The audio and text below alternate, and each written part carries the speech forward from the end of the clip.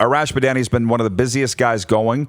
He's got some big interviews lined up later this morning, so we're going to bring him in earlier than scheduled here right now. Arash, you were watching the Ambrosi back and forth last night. If you don't mind, happy Friday, by the way, and where are you on the latest in the Canadian Football League? Well, I thought a couple of things that the commissioner said yesterday, Roddy, were pretty jarring. When you stand in front of the Standing Committee of Finance of the House of Commons and you say that the future of the league is very much in jeopardy, when you come out and say our most likely scenario is no season at all, there's been a lot of hints and suggestions that could be the case, but when he says it that point blank, that's pretty black and white. I mean, that kind of gets to you, right? It does, but you follow the business of the league as closely as I do or more closely. It doesn't surprise me at all. I've been saying it the last couple of weeks, so I'm actually shocked people didn't know that it's this dire. Yeah, and look, this is what I've reported on this for the last little while, and we have a story that's about to drop on Sportsnet. You mentioned we wait and see what the federal government is going to do. I actually have a call with Wayne Easter, who, if you watched yesterday, he was the chair of that finance committee. He's an MP from Prince Edward Island, and he's an alumni of the Nova Scotia Agricultural College, where my father was a professor. But Wayne Easter, I'm going to find out from Wayne what's next. What are the next pieces of this puzzle? But this much I do know from my reporting, Rod, is that the league has spoken with at least 3 MPs. One's a minister. The other 2 are CFL supporters. One is Pam Damoff, who's an Oakville MP, and she is a Toronto Argonauts fan. And the other is Bob Brattina, who, as you know, broadcast 500-plus CFL games as the play-by-play man for the Argos and Ticats and is in the Hall of Fame. Here is what Pam Damoff told me this morning. She said, quote, anything would be contingent on an agreement with the players. Nobody can fund anything until the league knows what the players are going to be paid. We couldn't consider anything without the players being involved. So Randy Ambrosi went to the House committee yesterday, is asked, where are the players in all of this? And he says, we have to work that out. I mean, it just seemed incredibly ill-prepared. Now, this is the other thing that MP Pam Damoff told me. They're looking for up to $150 million, as you know. She said, I told the commissioner the league has to put together a business plan. What are you looking for the federal government to do? She said, I think we need to help out the CFL if they have a business plan that's viable for the government and the league, and I think they can do it. She said, but the sooner they put one together and present it to the members of the finance committee, it would be helpful. So a couple of takeaways here, Rod. One, how did you go in front of the House of Commons Finance Committee and not have a plan to present about the players, who are the most identifiable to the community? And the second is, it doesn't appear as if there's a real business plan in terms of, okay, you've asked for this money, where is it going to go, and how specifically are you going to pay it back in kind? Yes, they've talked about community initiatives. Yes, they've talked about anti-bullying programs and tourism videos and in-stadium ideas. But there is no concrete business plan, is what the Member of Parliament told me, that has been presented to the federal government yet. And, they started, the CFL started April 2nd in their pursuit to get government funding, and that's where we are right now, based on what government officials are telling me. Well, Solomon Elamimian saying the commissioner won't return our calls, made a statement about it. I took that. Pardon? That was in April, and he was, he said that the league was being uncooperative and that the commissioner refused the call. But as our friend Dan Ralph reported on May 4th, the league and the PA have resumed talks about contingency plans, and Ambrosi told the House that they're going to meet today. So. Right, but to what end? My point is, Ambrosi, I took that as to mean Ambrosi's got bigger fish to fry, Saul. We'll get to you. We're trying to save the league right now. Maybe he should have returned their calls. And I'm just wondering, is Randy acting on his own, or is he acting on behalf of the owners? Who dropped the ball here that he did not go to the House of Commons with a plan as to how the players were going to get paid? Now, I guess he couldn't have predicted they were going to ask him that question, but you kind of need to have everything figured out. Okay, Rod, you had to. look, you go into a scenario and you have to plan out what are going to be the questions that they are going to come at me with. And I have to be prepared to answer them. I mean, it's a fundamental point. You are asking the federal government, you are asking the taxpayers of this country to provide millions of dollars, tens of millions of dollars to keep this league afloat. And if you went in there and didn't believe that one of the questions that was going to be asked is how much are the players who are the most identifiable stakeholders of your league to the general public, how much are they going to get paid? Then that is completely dropping the ball all over the place. And let me just tell you this, man. Roddy, look, I got the Renegades helmet behind me. I work for the Bombers as well. I've worked for 2 different CFL teams as a PR person. After practice, players made available on the field or in the locker room, a little bit of a break, then the coach does his media availability. And the way we would do it is the players would go first. I'd get all the player requests. And then 30 minutes later, the coach would come. And in that 30-minute window, I would go sit with the head coach while Joe Pow or Doug Barry would have their lunch or a cold drink on a hot day. And I would say, okay, based on the player requests that I've received, based on what's going on in the league, based on what's going on with the team, these are probably the themes that we're going to encounter. And if there was going to be anything that it was at all confrontational or had some conflict, I would prepare the coach by asking him the questions that I would as a reporter. Now, that is on a Wednesday in August before a game against Edmonton. Now you have all of this riding on the line, and you were that ill-prepared to answer one of the most basic fundamental questions that you had to know was going to be asked of you?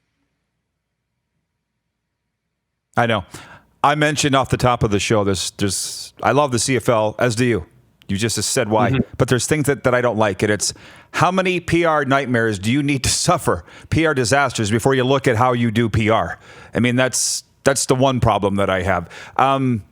By the way, NFL funding, it's our poll question today. Do you support, should the CFL go to the NFL for funding? It happened in 1997, as you know. What would be your immediate answer to that? How would you vote? Well, I think it's a few things. One, my vote on that is no. I also don't know what the NFL's appetite is right now because it is a global pandemic and they've just had some layoffs and they've had some pay cuts. They have a ton of uncertainty. They don't know if they're going to be playing all, if any, games before fans. I don't think the NFL right now is in a position to do that. And if the NFL does help them out, I would think the National Football League would want to turn the Canadian Football League into some kind of developmental league, some kind of minor league where they could call players back up, back and forth. So I just don't foresee that happening now. I know it did a little while ago.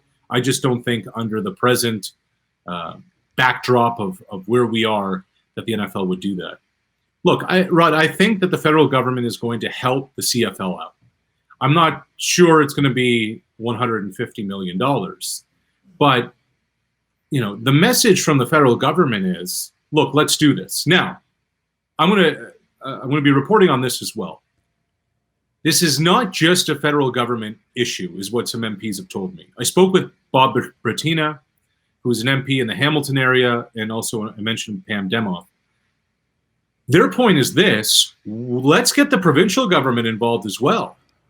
You know, Ontario has 3 franchises. Saskatchewan's got a franchise. Manitoba's got a franchise. BC has a franchise. Alberta has 2. Quebec 1. It's in their interest, in the province's interest, to get involved as well. Brattina made the point, let's get the mayors and the deputy mayors involved, but municipalities right now have no money. But the economic spin-offs that can benefit the provinces is also significant here. So in addition to just the federal government, perhaps it should be a coalition with the provinces and the feds to come together and try and get some money the CFL's way. That's that. The other thing Brattina told me, he said, look, the CFL cannot be lumped with Major League Baseball and the Blue Jays, with NBA and the Raptors. He said it's different. The CFL is part of the fabric of the league. He said, I don't think there should be a pro sports program, but there should be something specific just for the CFL.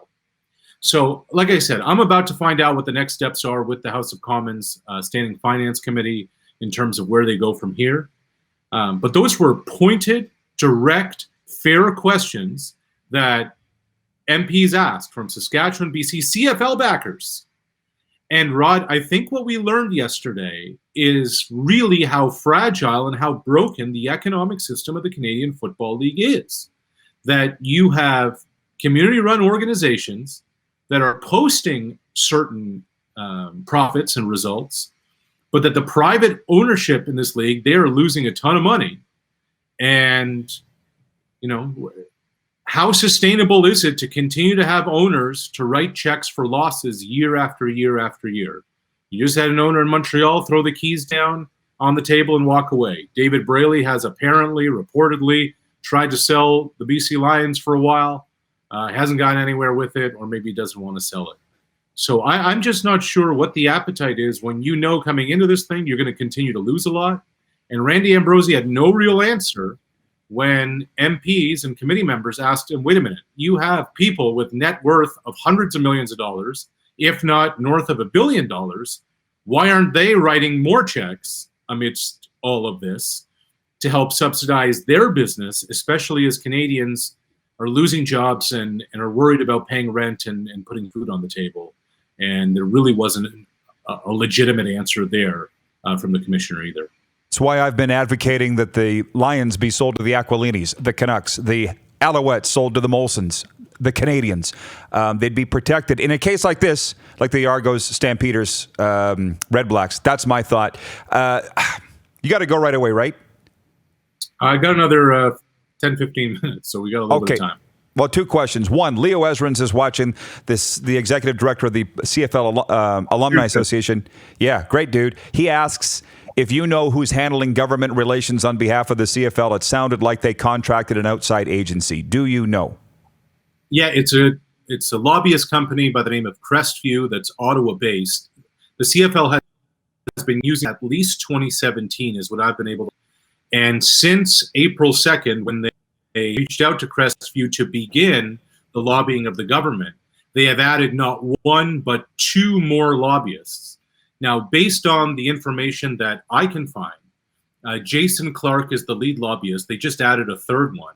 And it's Clark who has had 11 different communications on behalf of the league with the federal government. Leo, Rod, they have spoken with, from my reporting, at least two members of parliament, in addition to a federal minister, Catherine McKenna. They have spoken with Innovation, Science and Economic Development Canada. They've reached the director of policy there and a senior advisor. They've spoken with Heritage Canada, the chief of staff and the director of policy there. And so they've gone through all of this, and they've gone with Crestview. And I know at least one reporter, one national reporter, has filed a Freedom of Information Act to try and get more details. But I've spoken with two of the MPs. I've not spoken with McKenna yet. And they're saying, look, we want to help. We believe this should occur. But based on what happened yesterday, the CFL has a lot more work to do in order to reach the money that they hope to get. Sounds like it very much. Great question, Leo. Outstanding answer, Arash. Lastly, for fun, are you as enthralled with The Last Dance as we all are and the rest of North America? How much are you enjoying it? I do. I am. Roddy, like you and me, we're sports fans, right? I mean, first and foremost, that's why we got into this. And especially at that time, I think I was into high school or beginning university. We get a peek behind the curtain. That's what everybody really wants, and that's what that has provided. I watched an interview that the director, Jason Heyer, did with Dan Patrick. For this doc, Rod, they did 106 sit-down interviews. And from the original raw footage that NBA Entertainment gave them from the 97-98 season, they had 900 hours of video. Now, just imagine how much gold has hit the cutting room floor. They could probably do another 10 episodes if they wanted to, but it's been great, and it's amazing just how much pro sports has changed in the last 20 or so years. And I did an interview with Mark Cuban the other day, and Cuban said, you know how much has changed? Because in those days, Scottie Pippen was not pleased with his contract. they talk about it on sports radio and some columnists. He said now with social media, Scotty would be getting eviscerated if he wasn't playing for the Bulls, even though he was under contract. So it's amazing how eras change. It's really neat to get that peek behind the curtain. And you know what else is amazing, Rod? None of those guys regret anything they did back then. They stand by it. Good, bad, indifferent, ugly, pretty. So I can't wait for the next 4 to drop. Most don't. You're right. All right. This has just been a grand slam. Thank you, Arash. Stay safe, and we'll chat soon. You got it, Rod. And very soon on sportsnet.ca, stories about to drop about players, about business plan with the CFL and the federal government. If you're a fan and you're following what's going on, maybe of interest to you to go check that out. Absolutely. Outstanding stuff. Okay. Thank you, sir. Okay, bud. Sportsnet's Arash Madani just bringing the wood, as our man Jack Fulton says in Calgary, with a lot of info there. You're watching Rod Pedersen On Demand. For more of The Rod Pedersen Show, visit rodpedersen.com or follow Rod Pedersen on social media.